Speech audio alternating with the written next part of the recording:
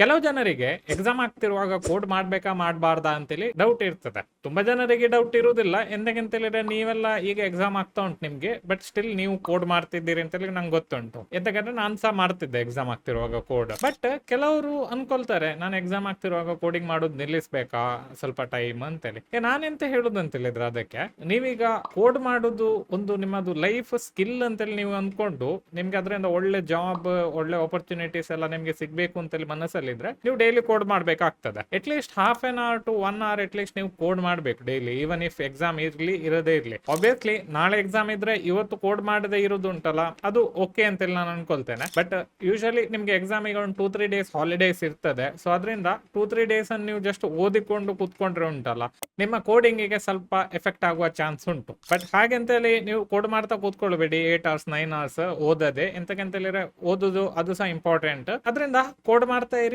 ಒಳ್ಳೆ ಮಾರ್ಕ್ಸ್ ತೆಗಿರಿ. At least half an hour to 1 hour code ಮಾಡಿ.